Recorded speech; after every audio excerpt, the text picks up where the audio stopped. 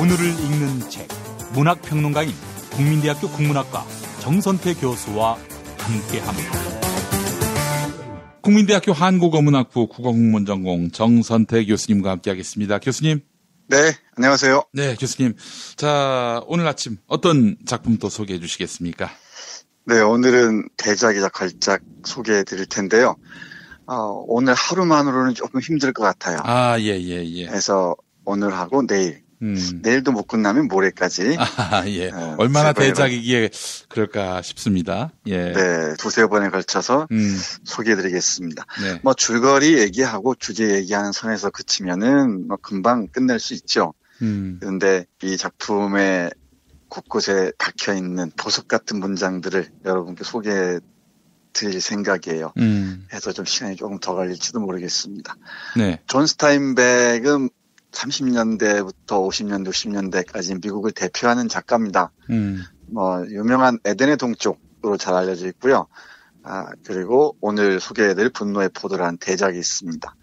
그리고 이 생지와 인간, 그 이외에도 이른바 사회파 소설, 예. 사회주의적 소설, 사회 문제를 다루는 소설들을 아주 많이 썼습니다. 예를 들면은 의심스러운 싸움, 네. 그리고 통조림 공장 골목 등등. 제가 이번 방학 때 이 존 스타인백 시리즈 작품들을 쭉 읽었는데요. 소설마다 다 똑같진 않습니다만은 문학 세계가 상당히 다양하다는 걸, 다채롭다는 걸 알 수가 있습니다. 그리고 미국 문학의 한 축을 담당한다는 이런 작품들 때문이구나 싶었어요. 예. 분노의 포도는 1939년에 발표됐습니다. 1939년이면은 우리가 딱 떠올려야 할 게 일단 29년 뉴욕 월가의 증시 폭락을 신호로 시작된 대공황이죠. 예. 이 대공황의 여파가 미국뿐만 아니고 전 세계를 휩쓸 때고요.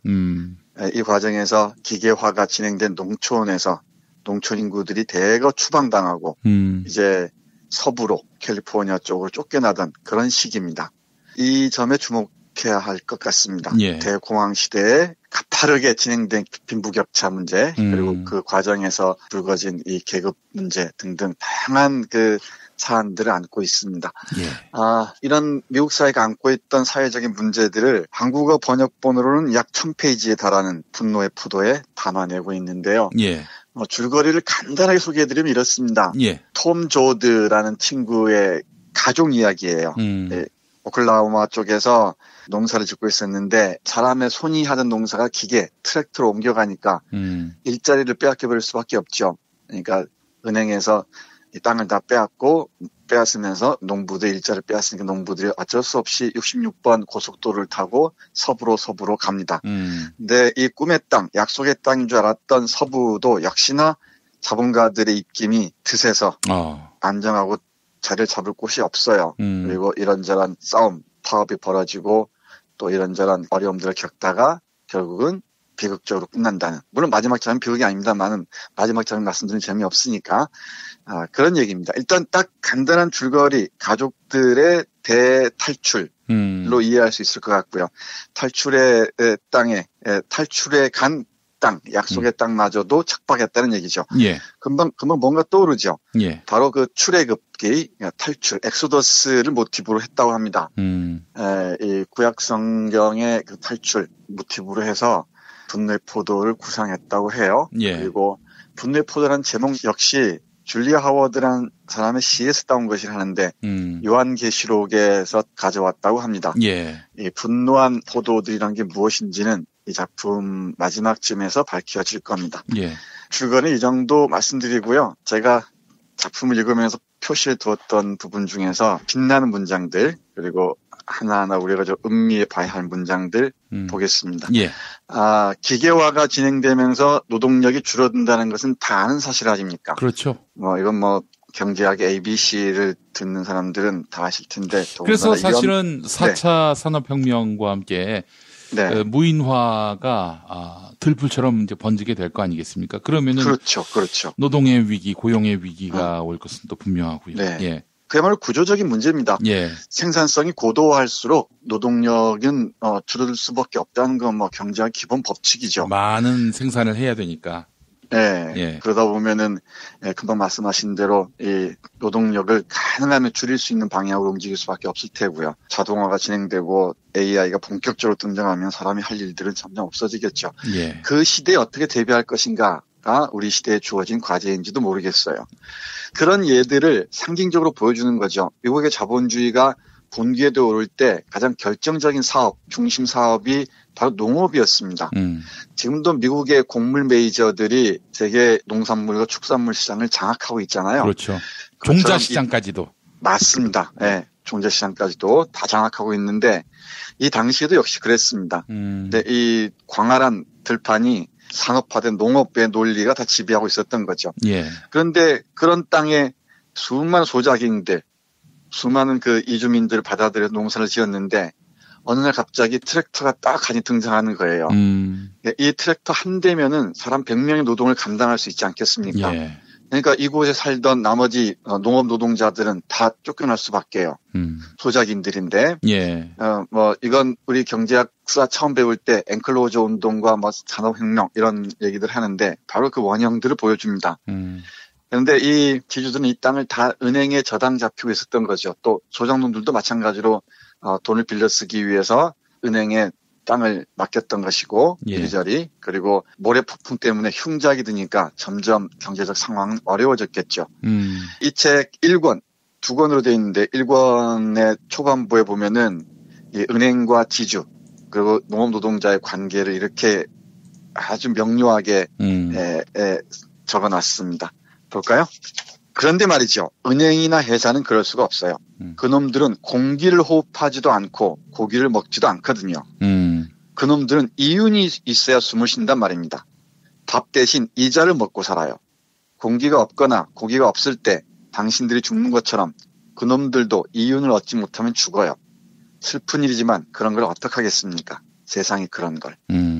여기서 은행이나 회사를 뭐라고 명명하냐면은 이윤을 먹고 사는 괴물이라고 얘기를 합니다. 예. 네. 여기 좀 더 보겠습니다. 예. 은행, 그 괴물은 항상 이윤을 내야 해요.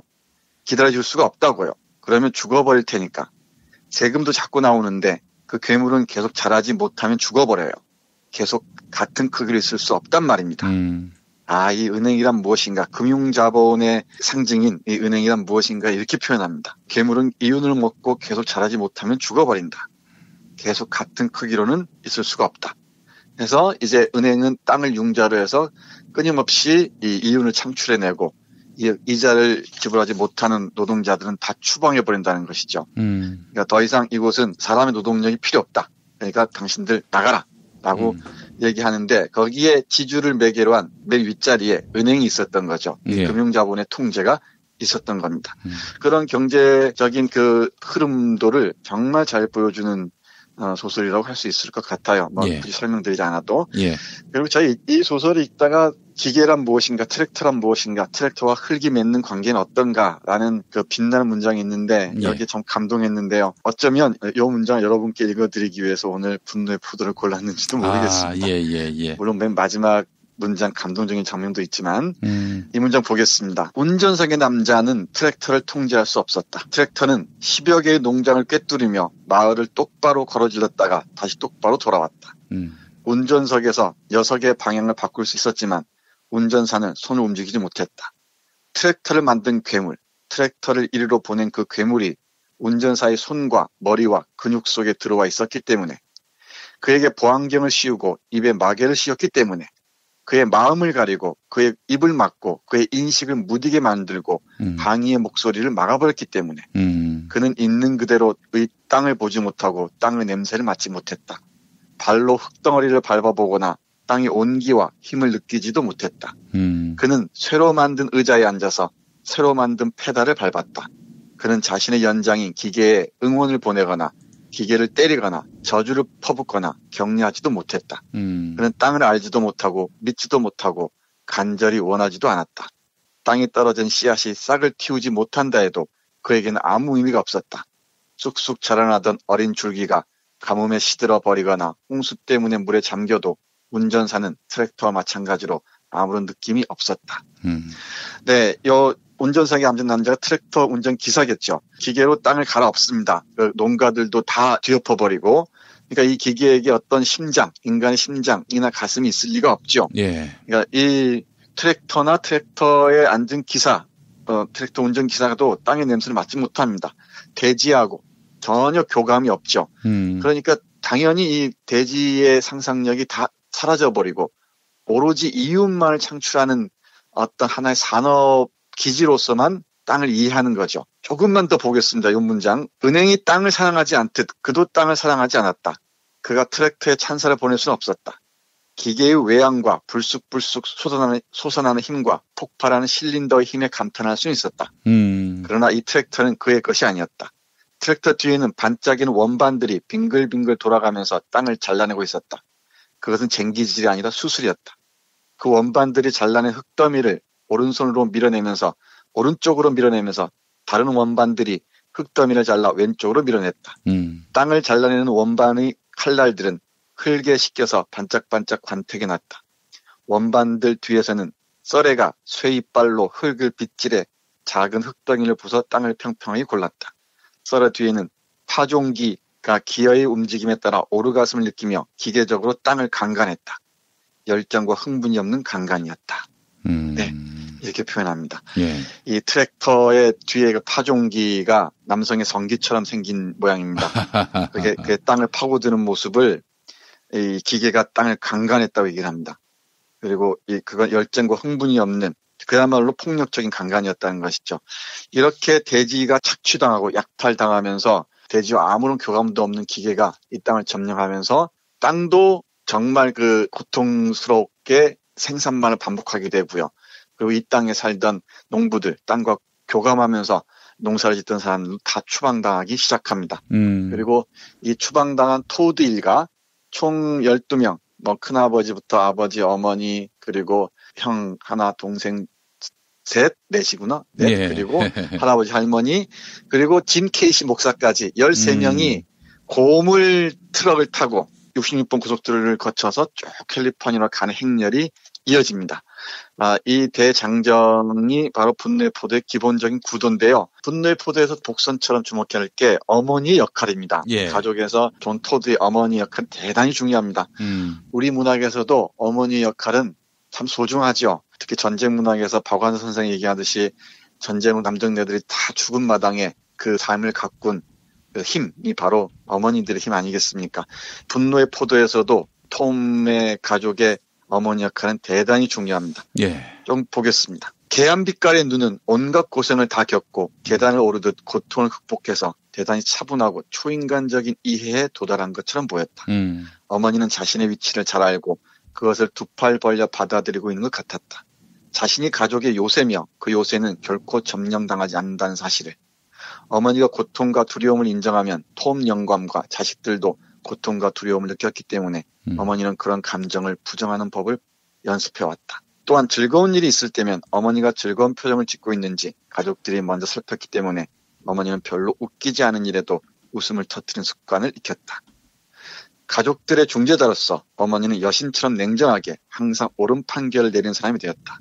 어머니는 자신이 흔들리면 가족도 흔들리고 자신이 심하게 동요하거나 절망에 빠지면 가족도 무너진다는 것을 알고 있는 것 같았다. 네, 요새와도 같은 가족 요새와도 같은 어머니에 주목해서 보시기 바랍니다. 그러면 이 대작의 마지막 문장에서 어머니가 어떤 역할을 하는지 볼 수 있을 겁니다. 예. 어머니는 물론 가족의 음식들 다 챙기고요. 그러면서 정신적 지주가 되고요. 그리고 가족들이 위험에 처할 때 여러 가지 역할을 합니다. 대단히 정서적인 모티프가 강렬해요. 제가 보기에는 이 어머니는 마리아 역할에 충실한 것 같습니다. 여성들이 그 자식이 갖는 애정을 넘어서서 공동의 삶에 대한 사랑까지 또 포괄하고 있습니다. 예. 일단 오늘은 이 어머니에 주목하는 데까지만 하겠습니다. 예. 그리고 내일 시간이 허락하는 데까지, 내일이 안 되면 모레까지 해서 분노의 포도를 여러분께 조근조근 소개해드리도록 하지요. 네, 오늘도 교수님의 시대를 넘나드는 아주 깊은 해석을 함께 나눠봤습니다. 세계경제공황기로 돌아가서 그 시대를 우리가 통찰해봤습니다.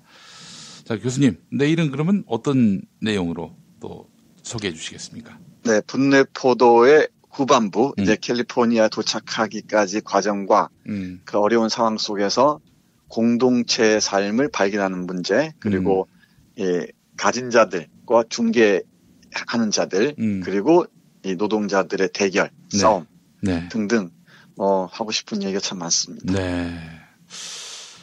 제가 이 위키 백과를 보니까 말이죠. 굶주린 네. 사람들의 눈 속에 점점 커져가는 분노가 있다. 분노의 포도가 네. 사람들의 영혼을 가득 채우며 점점 네. 익어간다. 그렇죠. 네. 포도는 네. 익어가지요. 예. 네. 그게 바로 이 분노의 포도가 인간들의 그 영혼들이겠죠. 이게 눈망울로 표현되는. 그리고 이 포도가 익어간다는 얘기는 의식의 눈이 뜨인다는 거죠. 사회 구조의 문제, 사회 모순의 눈이 뜨인다는 거죠. 왜 우리가 이렇게 억압받고 착취당하고 굶주려야 하는지, 이걸 돌파하기 위해서는 어떻게 해야 되는지, 싸울 땐 싸우고 함께 어깨를 겹고 갈 때는 겹고 가야 한다. 이런 메시지들을 강하게 담고 있다고 보면 좋을 것 같습니다. 예. 아무래도 누군가를 불편하게 했을 것이고 분명히 금서 판정받았을 것 같은데요. 네, 맞습니다. 빨갱이라는 낙인이 피하지 않았고요. 네. 이 소설에서도 노골적으로 빨갱이란 말이 나옵니다. 보안관을 비롯해서 경찰 권력이나 물론 이 경찰 권력은 당연히 가진 자들을 옹호하죠. 얘들에게 이 경찰 권력에 대항하는 태도, 저항하는 태도만 보여도 바로 빨갱이란 말이 나옵니다. 그것처럼 이 시기가 바로 경제공황 이 시기에 이 빨갱이 딱지 붙이기가 극성을 부렸던 때이기도 해요. 그리고 20년대부터 시작해서 30년대까지 악명을 떨쳤던 우리로 얘기하자면 김기춘 같은 공안검사 새끼들이 있었습니다. 후보라는 사람인데 네. 여기 정착촌 이름이 후보빌이기도 해요. 잠깐 머물렀던 곳이. 이게 어떤 상징이 있지 않는가 싶은데 공안몰이가 시작됩니다. 여기서 내일도 말씀드리겠습니다마는 빈부격차가 극심해질 때 그리고 사람들이 서로 신뢰하지 못하고 멀어질 때 그 자리에 파고드는 게 파시즘입니다. 그 점에 주목할 필요가 있어요. 네. 그러니까 경제적 위기가 늘 정치적 문제와 연결된다는 것. 경제적 위기가 장기화할수록 파시즘의 욕망들이 그대로 파고든다는 것. 미국 사회도 예외는 아니었습니다. 네. 우리가 메카시즘만 기억하는 경우가 많이 있죠. 그렇죠. 미국 현대사를 얘기할 때. 근데 메카시즘의 전 버전이 20년대, 30년대 이미 있었습니다. 이 경제적 위기 속에서 그 위기에 저항하려는 자들, 그리고 가진 자들에게 저항하는 모든 자들을 다 빨갱이 취급했고요. 그리고 그들의 얘기를 소설로 표현했던 우리 존 스타인백도 빨갱이라는 이 낙인에서 자유롭지 않았죠. 그때 그 후보라는 검사가 쫓아다니고 했을 겁니다. 그래서 제발 귀찮으니까 나 좀 쫓지 마시오라고 했던 이야기도 있습니다. 예, 알겠습니다. 분노의 포도. 내일은 많이 익은 포도를 또 소개해 주시겠네요. 예. 네. 내일 또 기대하겠습니다. 정선태 교수님이었습니다. 수고하셨습니다. 네, 고맙습니다.